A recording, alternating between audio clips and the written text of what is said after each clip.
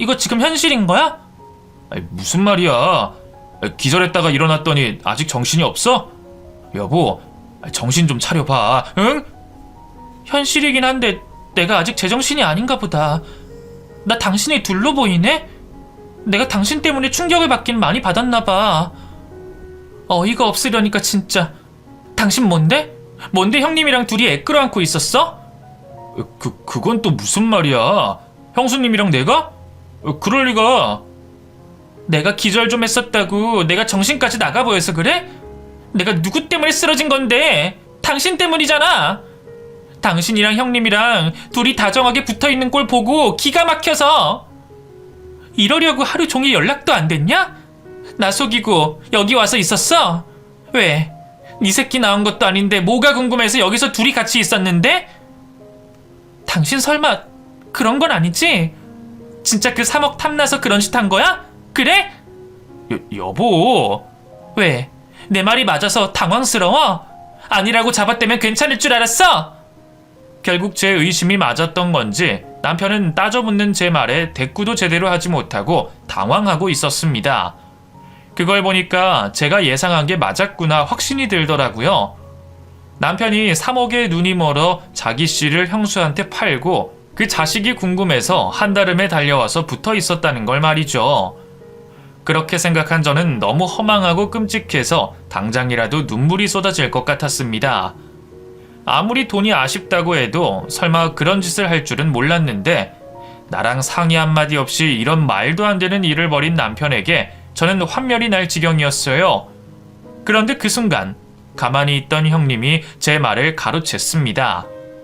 동서, 일단 진정 좀 해봐. 나더러 지금 진정을 하라고요? 지금 제가 어떻게 진정을 할 수 있어요? 형님, 제가 절대 안 된다고 몇 번이나 얘기했죠. 아무리 아들이 갖고 싶다고 해도 어떻게 자기 시동생한테 그런 짓을 할 수 있어요? 이게 말이 된다고 생각해요? 아니, 동서가 지금 뭔가 오해하고 있는 모양인데 그런 거 아니야. 아니라고요? 그럼 갑자기 대면대면하던 시동생이랑 사이가 좋아져서 둘이 갓난쟁이 끌어안고 정답게 있었어요? 그 말을 저더러 믿으라고요? 동서, 내가 누구랑 그러고 있었다고? 내가 서방님이랑? 남편과 똑같이 저를 속여먹을 생각인 것 같은 형님 모습에 저는 기가 막히더라고요. 다들 나를 작정하고 속이려는 걸 보니 이러다가 저 혼자 정신병자가 될 게 뻔해 보였어요. 그게 너무 분하고 억울해서 고개를 들어 올리는데 정신없이 말하다 보니 남편이 또 둘로 보이는 겁니다. 아니, 지금 내가 정신이 없어서 헛것이 보이는데 여기 내 남편이 있잖아요. 아니, 근데 왜 계속 남편이 둘로 보이는 거야? 제수씨, 그거 동식이 아니고 저예요. 내가 남편을 2명으로 착각해서 보고 있다고 생각하고 있는데 갑자기 뒤에 서 있던 남편이 저더러 제수씨라고 하는 겁니다. 그 말에 저는 내가 헛것을 보고 있는 건 아니구나 싶었어요. 그런데 생각해보니 그 말이 더 어이가 없더라고요. 아주버님이 왜 저희 남편이랑 똑같이 생긴 건지 이게 무슨 상황인가 싶었죠. 아주버님? 동서, 나랑 같이 있던 사람 우리 남편이었어. 아까 동서가 병실 문 열고 들어왔을 때도 나랑 남편이랑 둘이 있었는데 동서가 갑자기 들어오자마자 피칸이 쓰러지더라고. 아무래도 동서가 우리 남편 보고 놀란 모양인데 우리도 얼마나 놀랐는지 몰라. 남편? 그럼 진짜 저희 남편 똑 닮은 저 사람이 아주버님이시라고요? 어떡해요? 둘이 형제라고는 하지만 평소에는 스타일이 너무 달라서 그렇게 닮은 줄도 모르고 살았는데 지금은 무슨 쌍둥이를 붙여놓은 것처럼 똑 닮은 두 사람의 모습에 저는 기가 막혔습니다. 그나마 그게 남편이 아닌 아주버님이었다고 해서 다행이라 생각하면서도 아주버님의 바뀐 모습에 저는 또 다른 충격을 받을 수밖에 없었어요.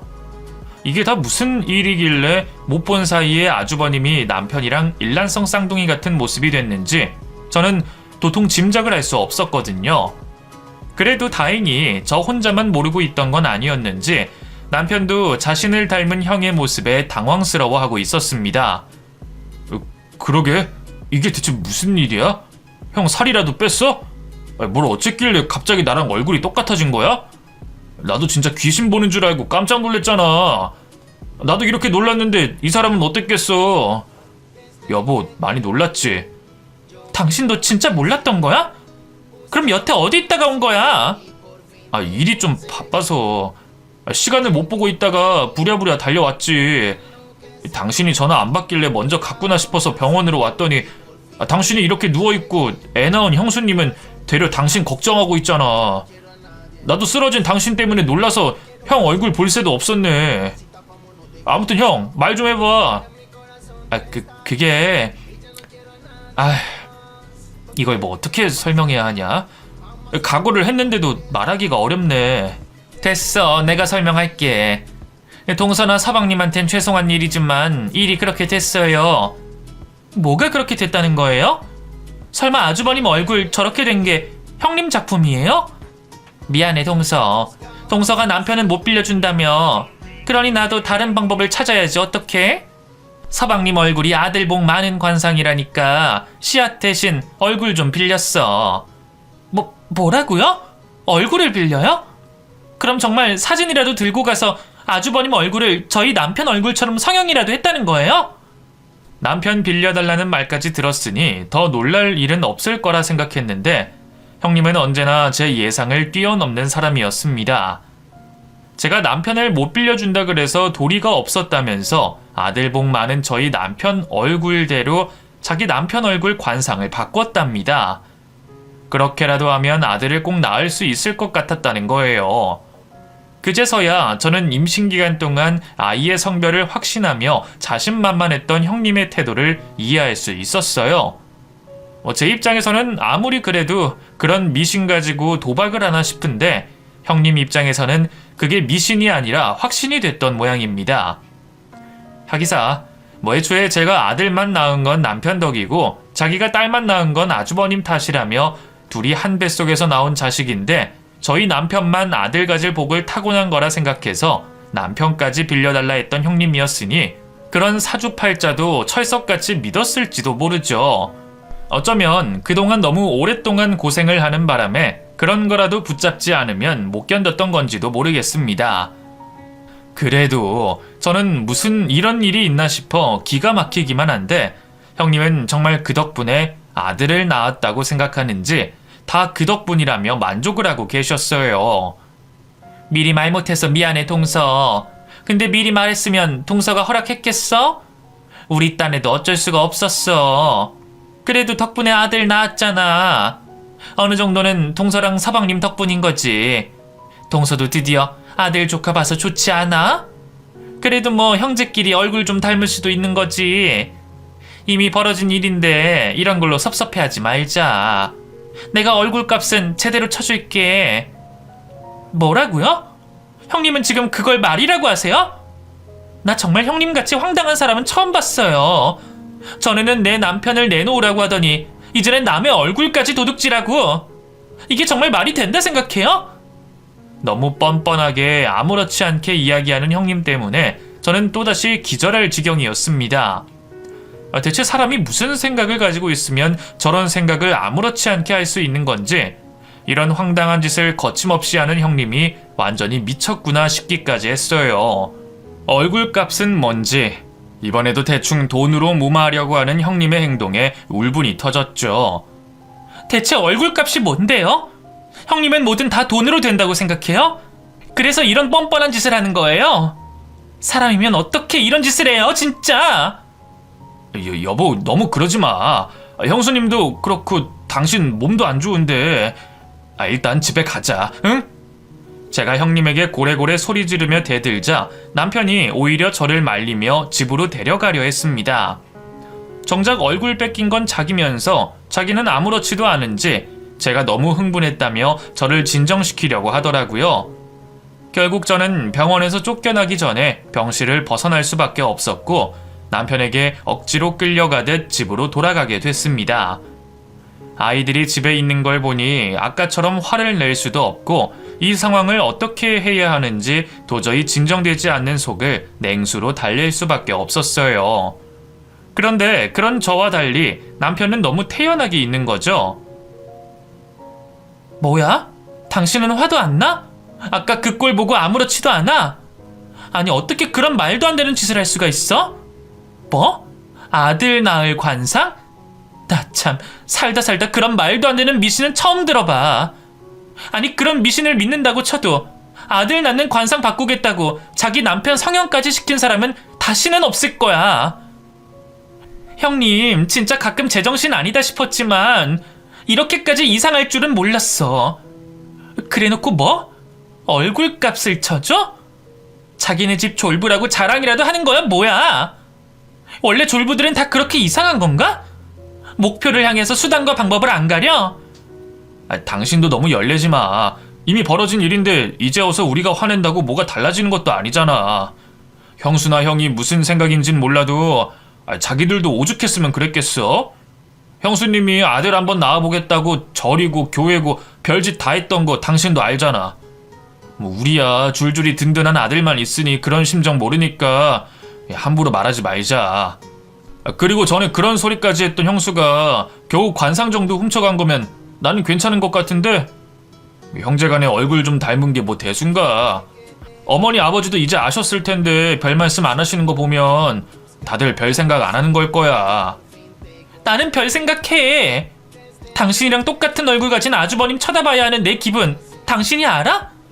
내가 오죽 놀랐으면 아까 남의 병실에서 기절까지 했겠냐고.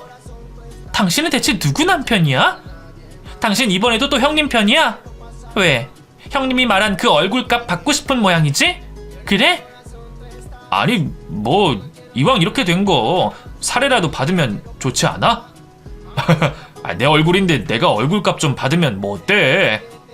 당신 진심이야? 얼굴 뺏긴 걸로도 모자라서 그 돈 진짜 받으려고 그래? 여보, 우리 너무 심각하게 살지 말자. 세상 살다 보면 별별 일 다 있는데 목숨값도 아니고 얼굴값이 뭐 어때서 그래? 당신 왜 그래? 갑자기 사람이 왜 이렇게 돈 욕심이 많아졌어? 내가 뭘? 돈 싫어하는 사람이 어딨냐? 준다는데 뭐하러 안 받아? 그렇다고 자존심도 없이 그걸 받아? 당신 원래 돈 욕심 많은 사람도 아니잖아. 근데 왜 그러는 거야 진짜?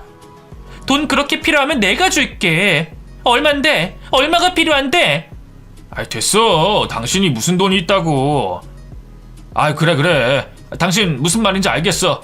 그 돈 안 받을 테니까 화 풀어. 응? 그래도 이미 엎어진 물인데 우리가 열낸다고 좋을 것도 없잖아. 그냥 불쌍한 처지 이해해주고 말자. 그렇게 싫으면 형수 안 보고 살면 되지 뭐. 남편이 그렇게 수습해서 겨우 마음을 풀긴 했지만 저는 또 기분이 상할 수밖에 없었습니다.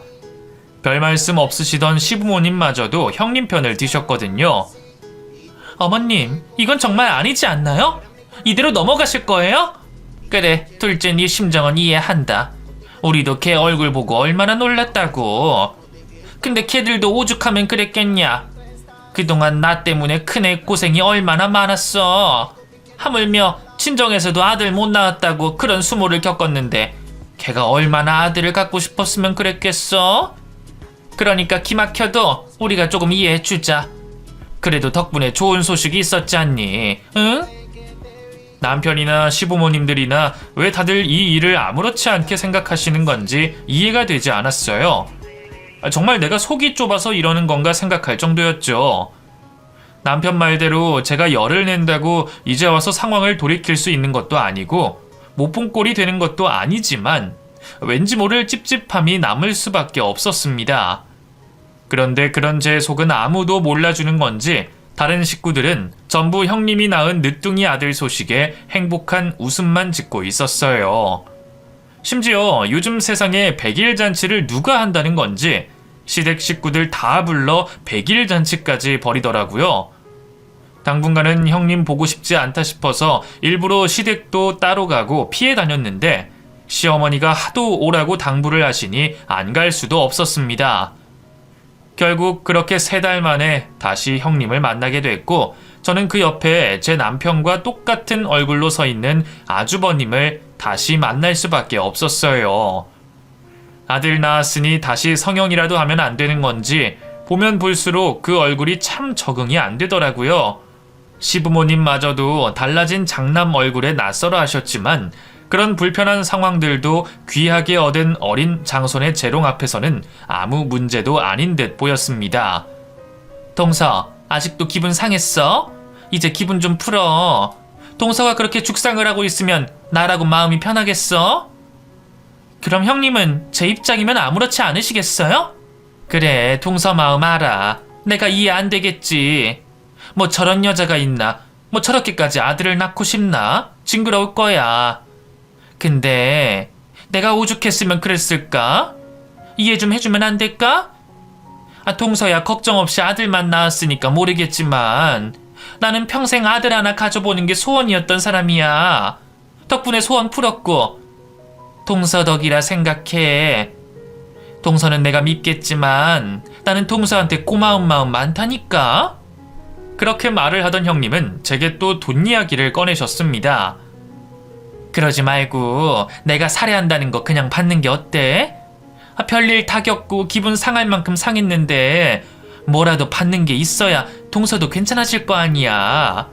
내가 당장 내일이라도 보답할게. 저번에 말했던 3억이면 어때? 나쁘지 않지? 형님, 진짜 저 끝까지 놀리시는 거예요? 3억이라고 하면 제가 그 큰 돈에 눈이 멀어서 감사합니다 넙죽 받을 줄 알았어요. 저 그 돈 안 받을 거니까 더 말도 꺼내지 마세요. 진짜 형님 이러는 것 때문에라도 저 앞으로 형님이랑 아주머님 못 보고 살겠네요. 자기한테는 3억이 껌값이나 되는 건지 남의 마음을 돈으로 사려는 형님 태도가 지긋지긋했습니다.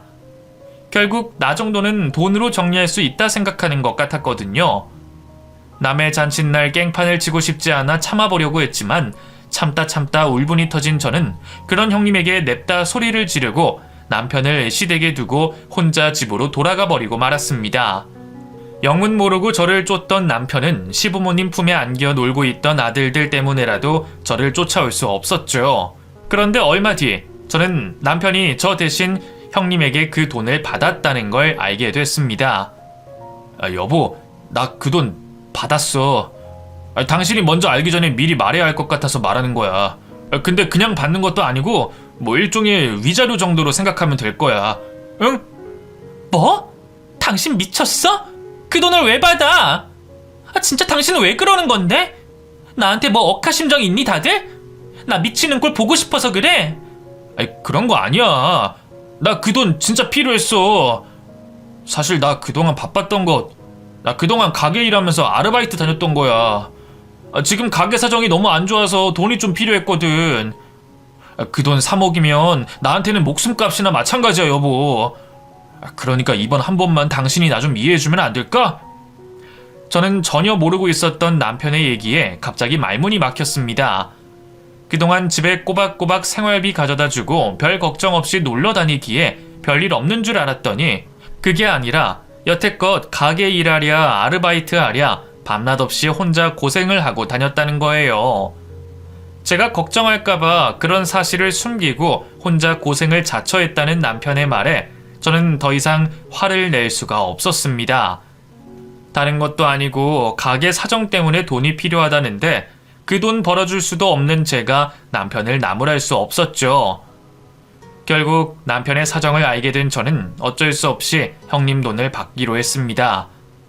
이렇게 되면 내가 그 돈 받고 형님네를 용서를 해야 하나 싶어서 찝찝했지만 안 받는다고 달라질 사정도 아니었기에 남편 말대로 좋은 게 좋은 거라 생각하면서 긍정적으로 생각하려 했습니다.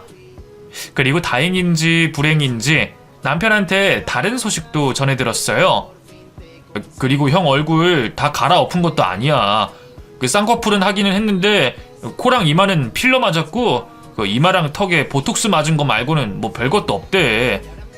들어보니까 그런 거는 시간 지나면 다 빠진다며? 아마 시간 지나면 당신도 괜찮을 거야. 그러니까 우리 이제 진짜 그거 신경 쓰지 말자. 애초에 기분 나빴던 건 똑 닮은 아주버님 얼굴보다 그런 행동을 한 형님 때문이었지만 대가까지 받은 이상 저도 더는 형님을 나무랄 수 없었어요. 남편 말대로 시간이 지나면 제 화도 가라앉고 언젠가 형님을 이해할 수 있는 날이 오지 않겠냐 생각하며 당장은 저희 식구들과 남편만 생각하기로 했죠. 그렇게 남편은 형님에게 받은 돈으로 상황을 해결했고 덕분에 저희 가족에게도 여유가 생겼습니다.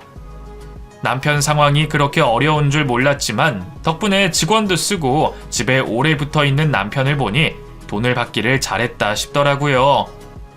뭐 돈이야 빌려달라고 할 수도 있는 거지만 저희도 괜히 빚지는 것보다는 그 편이 나았으니까요. 그래서 저도 남편 말대로 긍정적으로 생각하기로 했습니다. 그 후로 다행인 건지 남편의 사업은 별 무리 없이 잘 해결되어 갔습니다. 물론 한동안 형님과 아주버님 보는 일은 여전히 껄끄러웠지만 1, 2년쯤 지나니 전보다는 낫더라고요. 마음을 내려놔서 그런지 이해해 보려고 노력을 한 덕분인지 이제는 형님이 왜 그렇게까지 했었을까 조금은 이해할 수 있을 것 같았습니다. 생각해보면 형님도 아주 나쁜 마음을 먹고 그런 건 아닐 거라 생각해요. 제가 그 입장이 안 돼봤으니 형님 심정을 다 알 수도 없는 거고 사람이 벼랑 끝에 몰리면 이상한 생각을 하기 마련이니까 가족 간의 그 정도 치부는 이해해야 한다 싶더라고요. 언젠가 저도 벼랑에 몰려 무슨 짓을 할지 모르겠지만 그때는 형님이 제 사정을 봐주시는 날이 오겠죠. 남들 보시기에는 개판이다 싶어도 식구들끼리는 허물을 덮어주는 거니까요. 그래서 저도 그렇게 생각하며 살기로 마음먹었습니다. 어쩌면 그렇게 미우나 고우나 이해할 수밖에 없는 게